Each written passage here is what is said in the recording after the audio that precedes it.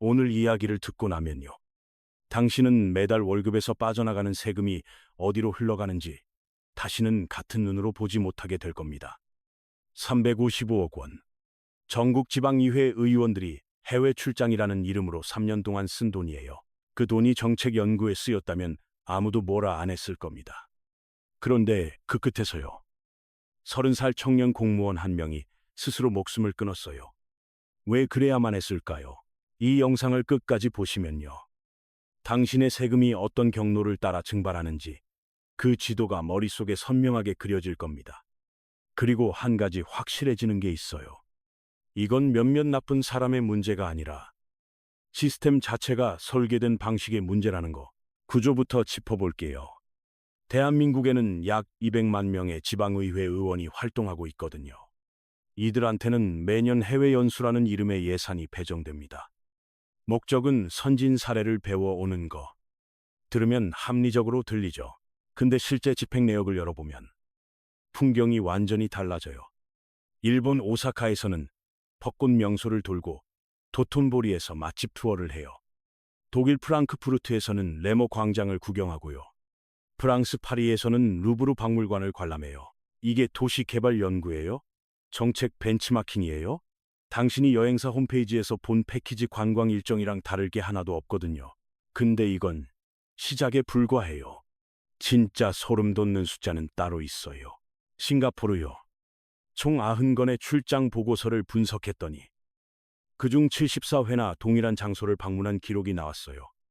가든스 바이 더 베이. 영화 아바타 배경 같은 인공나무가 있는 그 식물원 있잖아요. 한두 번이면 도시 조경 연구라고 우길 수 있죠.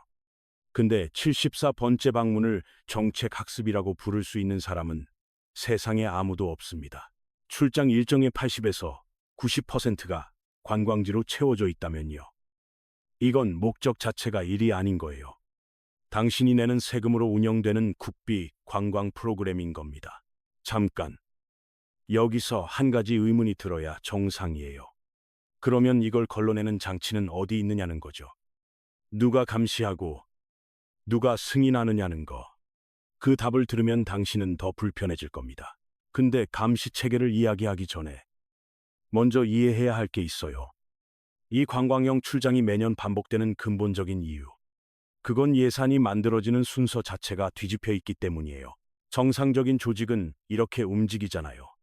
우리 지역 쓰레기 문제가 심각하니까 유럽 선진 소각 시설을 보고 와서 조례를 만들자. 목적이 먼저 서고 그 다음에 예산이 따라붙는 거죠. 지방의회는 정반대예요. 연초에 먼저 돈부터 확보해요. 올해 해외 연수비 얼마. 그러고 출발일이 다가오면 그때 가서 어디 갈지 고민해요. 목적이 있어서 가는 게 아니라 돈이 있으니까 가는 거예요. 여기에 두 가지 심리가 작동하거든요. 첫째, 예산을 남기면 내년에 깎일 수 있다는 공포. 둘째, 남들 다 가는데 나만 안 가면 손해본다는 집단 심리. 업계 관계자 증언에 따르면요.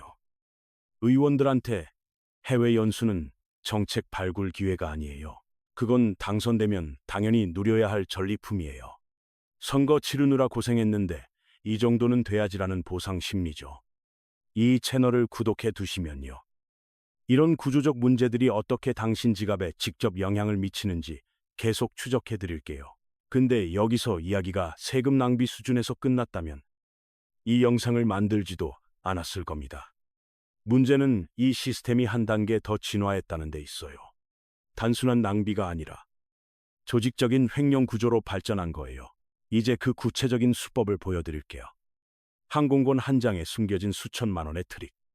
그리고 그 트릭의 끝에서 누가 감옥에 가고 누가 빠져나가는지 당신은 그 답을 이미 짐작하고 있을 겁니다.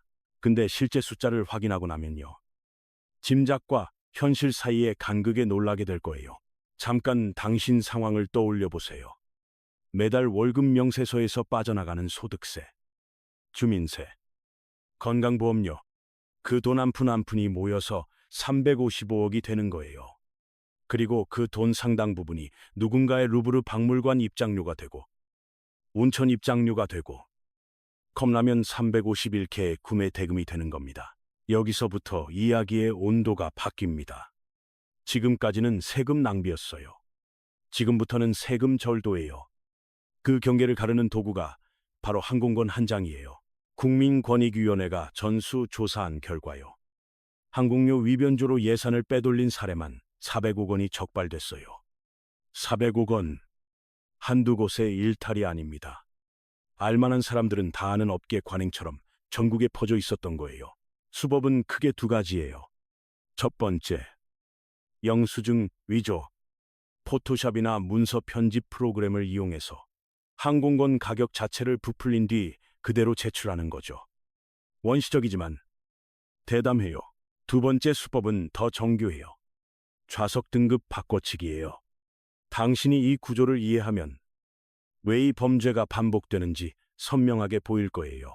의회 예산 담당자한테는 비즈니스석 가격으로 견적서를 제출해요. 승인이 나면 그 금액을 수령하고요. 그리고 실제 발권은 취소해요. 이코노미석으로 다시 끊는 거예요. 비즈니스석이랑 이코노미석 사이의 차액. 그 돈은 어디로 갈까요? 의원 주머니. 혹은 공식 회계에 안 잡히는 검은 돈이 되는 거죠. 마치 식당 주인이 영수증은 10만 원으로 끊어주고 실제 식사는 3만 원짜리를 내는 것과 같은 구조예요. 다만 규모가 수천만 원 단위라는 게 다를 뿐이죠. 2022년부터 충북 단양군 의회, 충남도 의회 등 수많은 지방의회들이 이 항공료 부풀리기 수법 쓰다가 줄줄이 적발됐거든요. 근데 적발이 억제력이 됐을까요? 전혀요. 가장 충격적인 사건은 부산에서 터졌어요. 2030년 부산 엑스포 유치. 국가적 대사라는 명분을 내세웠죠. 불가리아, 그리스, 싱가포르를 돌면서 홍보하겠다고 출발한 거예요. 명분은 완벽했어요. 누가 봐도 정당한 해외 출장이었죠. 근데 경찰 수사 결과요. 여행사랑 짜고 출장비를 최대 2천만 원까지 부풀린 정황이 포착됐어요. 항공권 영수증 위조는 물론이고 가짜 서류를 만든 증거까지 나왔어요. 잠깐 숫자를 천천히 다시 읽어보세요. 출장 한 건당 최대 2천만 원이에요. 당신이 1년 동안 내는 소득세 전부를 합쳐도 그 금액에 미치지 못할 수 있거든요. 그 돈이 항공권 한 장의 트릭으로 증발한 거예요.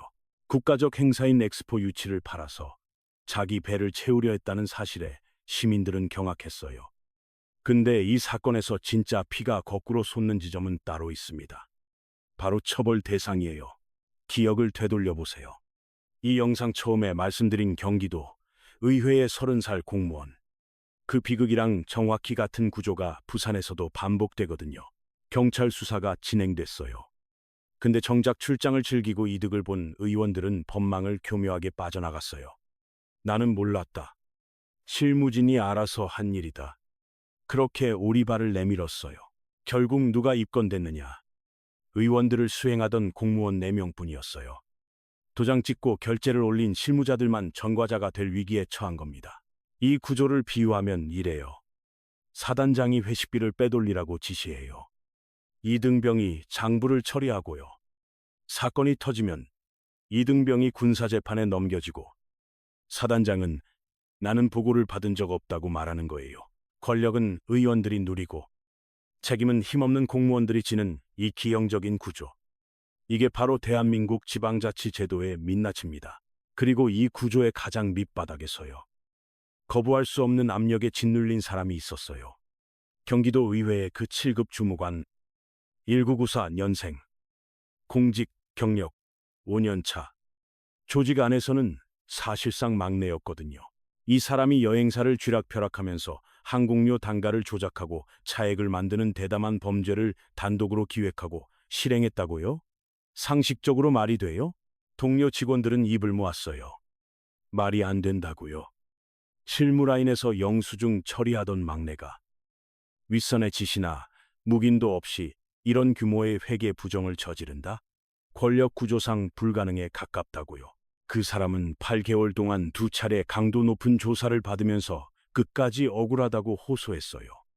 그리고 마침내 스스로 생을 마감했습니다. 꼬리 자르기, 힘없는 실무자한테 모든 책임을 뒤집어 씌우는 독박. 이게 단순한 의심이 아니라 합리적인 추론인 이유는요.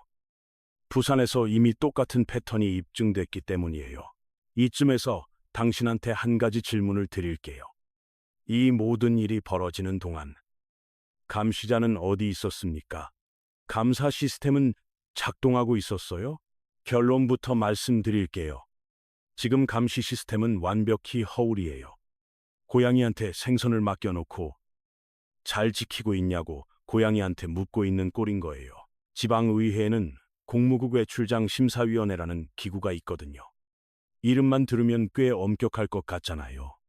출장 계획을 검토하고 부적절하면 반려하는 관문. 그래야 정상이죠. 근데 이 위원회 구성원을 뜯어보면요. 허탈한 웃음이 나와요. 외부의 객관적인 감시자가 아니거든요. 지방의회 의원들 자기들이 심사위원으로 들어가 있는 경우가 태반이에요. 잠깐 이 상황을 당신 직장에 대입해 보세요. 팀장이 법인카드로 가족 여행을 갔어요. 그 영수증을 누가 심사합니까? 바로 옆자리 팀장이에요. 다음 달에 자기도 같은 일을 할 사람이 동료 의원이 같은 당 선배 의원이 출장 가겠다는데 거기 대고 이거 관광 아닙니까? 가지 마십시오라고 칼을 댈 수 있을까요? 불가능하죠. 셀프 심사, 상부상조, 심사. 이게 현실이에요. 근데 여기서 한 단계 더 내려가면 코미디가 돼요. 출장 가는 당사자가 자기 자신의 출장 계획을 심사하는 경우도 부지기수거든요. 나 이번에 유럽 가는데 괜찮지? 나도 괜찮다고 생각해. 도장꽝. 이게 대한민국 지방의회에서 실제로 벌어지고 있는 일이에요. 행정안전부도 뒤늦게 심각성을 알고 작년에 출장 규칙 표준안을 개정하긴 했어요. 하루에 최소 한 곳 이상은 공식 기관을 방문해라. 근데 이 지침이 현장에서 어떻게 변질되는지 아세요? 하루 24시간 중에 딱 1시간. 관공서 하나에 들러서 사진만 찍어요. 알리바이용 일정인 거죠. 나머지 시간은 전부 자유관광이에요. 일이 메인이고 휴식이 서브여야 하는데 현실은 관광이 메인이고 기관 방문은 감사에 안 걸리려는 요식 행위에 불과한 거예요. 그러면 행정안전부가 직접 예산을 깎거나 불이익을 줄 수는 없냐고요? 여기에 치명적인 구조적 약점이 있어요. 바로 강제성이 없다는 거. 지방자치법상 지방의회의 자율권이 보장돼 있거든요. 행안부의 개정안은 이렇게 하면 좋겠다는 권고 사항일 뿐이에요. 예산을 깎아버리겠다고 직접 불이익을 주는 건 법적으로 대단히 어렵습니다. 의회 사무처 직원들은 어떠냐고요? 이들이라도 규정 위반을 지적할 수 있지 않겠느냐 생각하실 수 있어요. 근데 인사권이랑 예산권을 쥐고 있는 사람이 바로 의원들이거든요. 이거 규정 위반입니다라고 직언했다가 찍히면 어떤 불이익이 돌아올지 몰라요.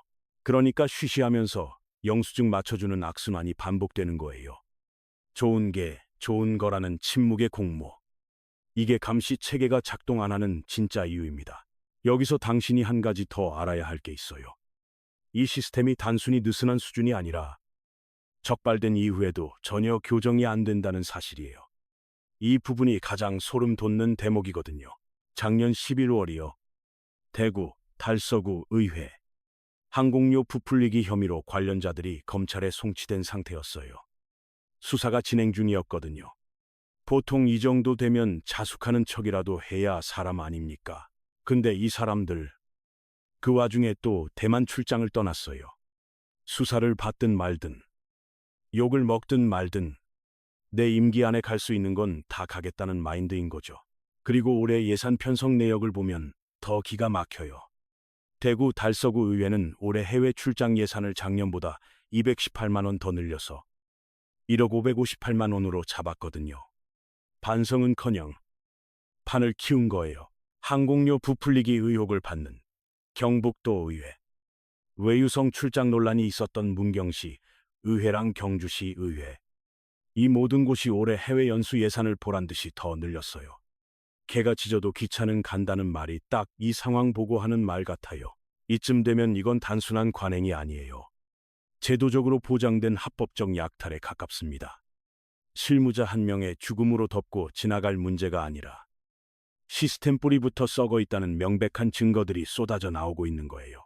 그렇다면 이 악순환의 고리를 어디서부터 끊어야 할까요? 법을 바꾸고 처벌을 강화하는 건 국회 몫이고 시간도 오래 걸려요. 당장 다음 달에 인천공항으로 달려가는 의원들을 막으려면 지금 바로 적용 가능한 물리적인 제동 장치가 필요합니다. 내부 사정을 잘 아는 그리고 양심 있는 일부 의원들이랑 전문가들이 제시하는 해법은요. 의외로 간단명료해요. 심판을 교체하는 거예요. 선수랑 심판이 한 통속인데 무슨 경기가 제대로 되겠습니까? 대안의 이름은 이래요. 심사위원회의 전면 민간화, 그리고 랜덤 선발제 도입. 이 두 가지가 결합되면요. 지금까지 보신 모든 꼼수의 생존 조건이 사라집니다. 첫째, 심사위원회 구성에서 지방의회, 의원을 단 한 명도 안 남기고 전부 빼야 해요. 지금처럼 의원이 의원을 심사하는 구조가 남아있는 한 이번에 내가 봐줄 테니 다음에 너도 봐줘라는 암묵적 카르텔은 절대 안 깨져요. 심사위원을 100% 민간인으로 채워야 합니다. 그래야 눈치 안 보고 이 일정은 관광이네요. 승인 못합니다. 라고 칼을 댈 수 있는 거죠. 근데 여기서 한 가지 함정이 있어요. 지금도 형식적으로는 외부위원이 있긴 하거든요. 그런데 그 외부위원이라는 사람들이 누구냐? 아는 사람끼리 추천한 지인, 지역 유지, 혹은 의회 예산 받는 관변단체 관계자. 이름만 외부지. 사실상 내부의 조력자들이에요. 간판만 바꿔 달면 아무것도 안 변해요. 그래서 제안되는 두 번째 장치가 핵심이에요. 시민 공모 및 무작위 추첨제. 마치 법원의 배심원단처럼요. 해외 출장에 대해 날카로운 시각을 가진 일반 시민들을 공개 모집하고 지원자 중에서 랜덤하게 뽑는 거예요. 누구의 추천도, 누구의 입김도 작용할 수 없는 구조. 이렇게 뽑힌 시민들이 심사위원이 돼야 의원들이랑 사적 관계나 이해관계에 안 얽매이고 계획서를 냉정하게 심사할 수 있는 거죠. 셋째, 심사위원 숫자를 압도적으로 늘려야 해요. 지금처럼 9명, 10명 수준의 소규모 정원으로는 로비에 취약하거든요. 한두 명만 꼬드기면 통과되는 구조니까요. 전문가들은 이 인원을 최소 20명 이상으로 대폭 늘려야 한다고 입을 모아요. 20명이라는 숫자가 왜 중요한지 한번 상상해 보세요. 일반 시민 20명 이상이 두 눈 부릅뜨고 지켜보는 앞에서요. 의원이 이렇게 말해야 하는 거예요. 가든스바이 더베이 74번째 방문이 왜 도시재생연구인지 설명드리겠습니다. 과연 그 자리에서 뻔뻔하게 대충 쓴 계획서를 밀어붙일 수 있을까요? 쪽팔려서라도 못할 거예요. 시민들이 직접 계획서를 뜯어보고 이건 타당하지 않다고 판정 내리는 구조. 이 집단지성의 감시망만이 유일한 현실적 해결책이에요. 근데 여기서 이 이야기에 가장 쓸쓸한 역설이 나와요. 이 개혁안이 실현되려면 넘어야 할 가장 큰 산이 있거든요. 그 산의 정체를 들으면 당신은 웃어야 할지 울어야 할지 모를 겁니다. 이 규칙을 바꿔야 하는 주체가요. 바로 지방의회 의원들 자신이라는 거예요. 자기들 기득권을 내려놓고 자기들 목에 방울 다는 조례를 스스로 통과시켜야 하거든요. 이건 단순히 제도를 고치는 문제가 아니에요. 의원들이 뼈를 깎는 희생이랑 양심적 결단을 먼저 해야 가능한 일이에요. 다른 동네 의회도 다 가는데 왜 우리만 이렇게 빡빡하게 해야 하냐는 볼멘 소리 집어치우고 우리가 먼저 모범을 보이겠다는 자세가 없으면 백날 떠들어봐야 공연불이에요. 근데 그 사람들이 스스로 바뀌기를 기다리겠뇨. 우리가 치른 희생이 너무 커요. 이 구조적 부조리극의 끝에서 1994년생 젊은 공무원이 스스로 생을 마감했다는 사실을 우리는 잊으면 안 됩니다. 만약 의원들이 정직하게 출장을 갔다면, 만약 여행사랑 짜고 항공료를 부풀리라고 압박하지 않았다면, 만약 시민이 참여하는 투명한 심사 시스템이 처음부터 있었다면, 이 젊은 주무관이 범죄에 가담할 필요도, 혼자 모든 짐을 짊어지고 극단적인 선택을 할 필요도 없었을 거예요. 그 사람은 부패한 권력이 만들어낸 먹이사슬 가장 밑바닥에서 거부할 수 없는 압력에 짓눌려 희생된 거예요. 근데 지금 이 순간에도요. 책임져야 할 사람들은 나는 몰랐다며 빠져나가고 있어요. 남은 공무원들만 전전긍긍하고 있고요. 심지어 어떤 의회에서는 올해는 어디로 갈까라며 예산 증액을 자축하고 있을지도 몰라요. 이 시스템은 스스로 교정되지 않아요. 외부의 압력 없이는 아무것도 변하지 않거든요. 그렇다면 그 외부의 압력은 어디서 와야 할까요? 바로 당신이에요. 이제는 시민 여러분이 나서야 할 때예요. 내년 지방선거 때만 반짝 관심 갖지 마시고요. 지금 당장 우리 동네 의회 홈페이지에 한번 들어가 보세요. 우리 세금으로 그들이 어디를 다녀왔는지, 가서 컵라면을 몇 개나 사 먹었는지, 보고서는 제대로 썼는지 감시의 눈초리를 보내주세요. 그리고 댓글로, 민원으로 끊임없이 목소리를 내주세요. 놀러가는 돈 대주려고 세금 내는 거 아니다라고요. 이 한마디가 쌓이면 그게 바로 외부의 압력이 되는 거예요. 당신이 관심을 끄는 순간 시스템은 다시 원래대로 돌아가요. 하지만 당신이 지켜보고 있다는 사실만으로도 누군가는 영수증을 한 번 더 들여다보게 돼요. 우리가 이 이슈를 잇는 순간 또 다른 30살 청년이 같은 자리에 앉게 될 수 있어요. 그리고 또 다시 윗선의 지시를 거부하지 못한 채 혼자서 모든 짐을 떠안게 될 수도 있어요. 이 지독한 전리품 챙기기 관행. 이제는 정말 끝장내야 하지 않겠어요? 더 이상 누군가의 아들이, 딸이, 죄 없는 실무자들이 고래 싸움에 등 터지는 새우처럼 희생되는 일은 없어야 해요. 우리가 이 이슈 끝까지 물고 늘어지는 거. 그게 유일한 답이에요. 여러분 생각은 어떠세요? 지방의회 외유성 출장이랑 꼬리 자르기식 책임 회피. 도대체 뭐부터 뜯어고쳐야 할까요? 날카로운 의견. 댓글로 가감없이 공유해 주세요. 오늘 영상이 도움이 되셨다면 구독과 좋아요 부탁드릴게요. 시청해 주셔서 감사합니다.